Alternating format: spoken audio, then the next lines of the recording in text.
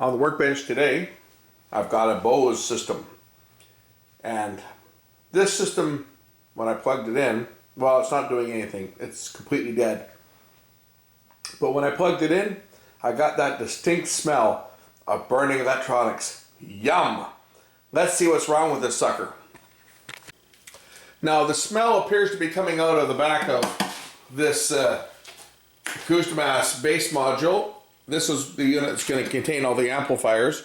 So we're going to start by opening up this unit and seeing what's going on the inside. This has also got your power supply and everything in here.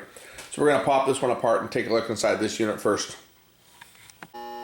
Well, it didn't take long, but I think we may have found the problem with this thing. This might be my shortest video I've ever made. Notice that the pin for the power input connector has completely burned right off of the circuit board. And I'm sure that these connections here aren't much better.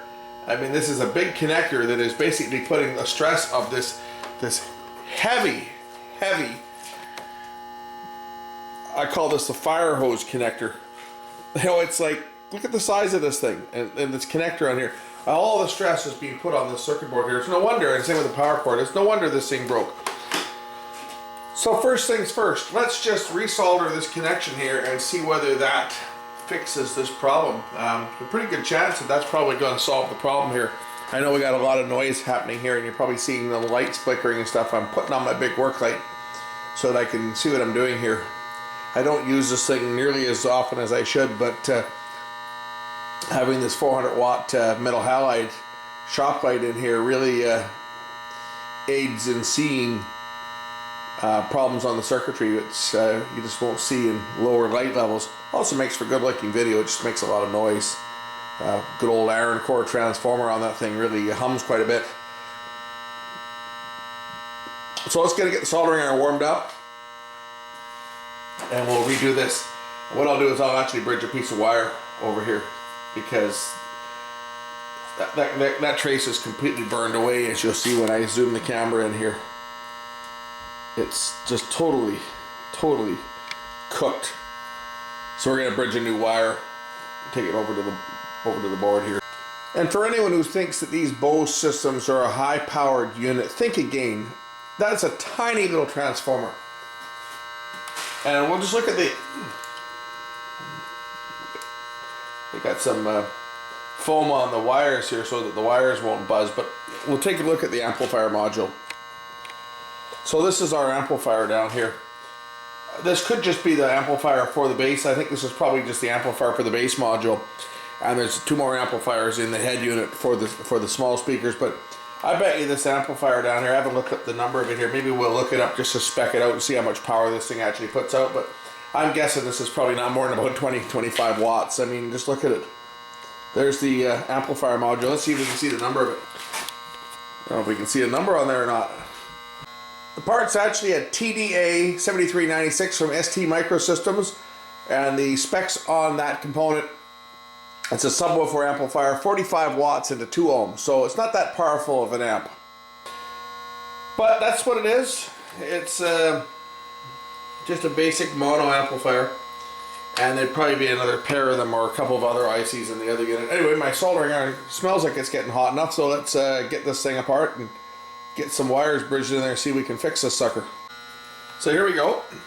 We get our soldering iron going in here and just get some solder onto this pin first of all, and then I'm going to hook a piece of wire up to it. Hook some nice 20, I guess this is 24 gauge solid copper wire that we'll hook on here and solder it down to the pin.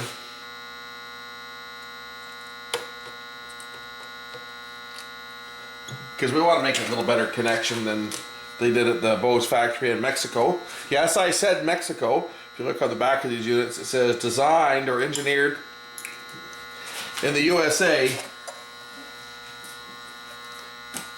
assembled in Mexico. We all know how well the Mexicans can build their electronics. Anyone who was in the business saw the quality really take a nosedive there back in the 80s when the likes of Zenith and RCA and Sony moved their manufacturing operations to Mexico. Samsung, let's not forget them. The Korean-made Samsung TVs are relatively reliable, but the same thing cannot be said for the ones made in the land of the burritos. So that should fix that connection. I'm going to redo the other one as well. The other one goes to the power fuse.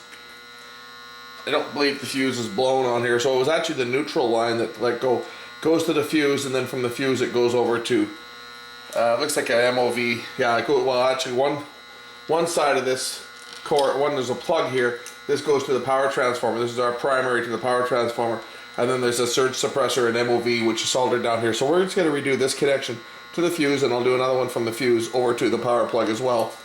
Might as well do them all while we're working on this thing. Pair of pliers, you can actually see it crack. See? It's cracked right there. This is just from stress from the power cord. Probably this was rammed up against a wall, and you know, people kept bashing it up against the wall and putting stress on the power connector, and eventually the solder just let go. So we'll just solder a wire here from one side of the fuse.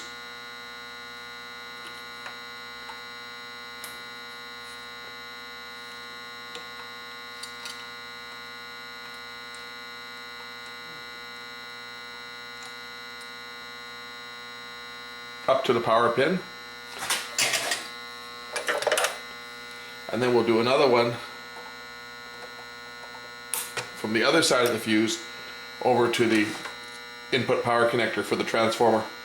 That way we've beefed everything up.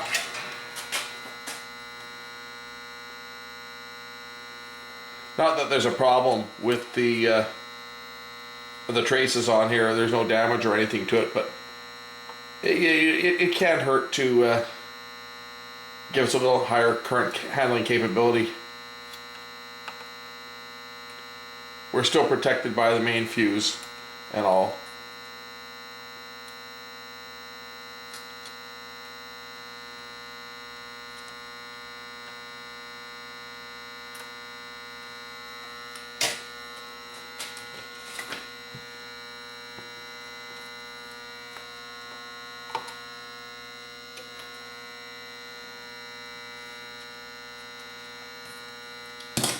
Okay, that should prevent any future problems with this unit. I'll figure out where all this stuff goes now. I've got to reseal this thing when I put it back together. And before I put it back together, we'll test it and make sure that it works. So I've got the power cord reconnected. I'm just going to apply power to the unit. See whether anything lights up here. I don't have any lights at the moment, but oh yes, I do. Bose 321 just lit up on the display. See if I can turn it on. Power. It says it's on video 1. Let's just check our source. Video 2, AM, how about FM? That's a really good radio on this thing. Is there an antenna terminal? Oh, there is an antenna terminal. Just so happens that this thing is picking up my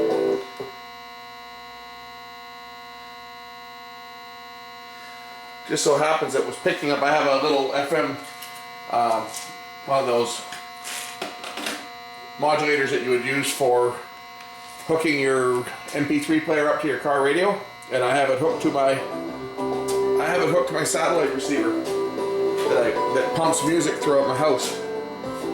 And it seems that the only station this thing can pick up is the I don't know, I guess it's about 10 milliwatts or so of power. I've got it into a longer wire antenna, so I can pick it up throughout the house, and this thing seems to pick this signal up quite nicely. That's the only thing it can pick up though, because I don't have an antenna for it. But we can test the CD player. I'll show you what the unit looks like here. I have a nice CD here. This is one of the nice ones. Remember the CDs actually, they made them out of gold? This was actually gold a gold film that was sprayed on them, and they were a nice green color. I love these old CDs because they played on anything. They were so compatible with pretty much any CD player. And then of course they cost too much to make, so they went to the silver ones. But I got some of this was recorded probably, I don't know. I used to have this in my CD changer in my car, and I haven't had a CD changer in my car for ever. Oh, they got a movie in here. What movie we got in here? This is a DVD player too. Kingpin. I might have to watch this before giving this thing back. I could have played a movie on this, but let's just put, whoops.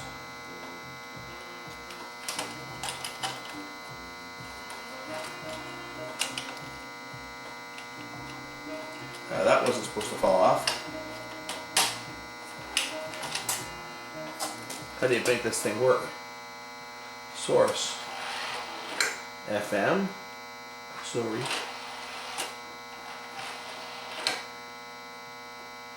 Loading. Now I have to fix the door that fell off it. Wonderful. Let's just see if it will play this. I was thinking this was going to have a nice vacuum fluorescent display, but oh no. It's just LCD. Boring. Volume.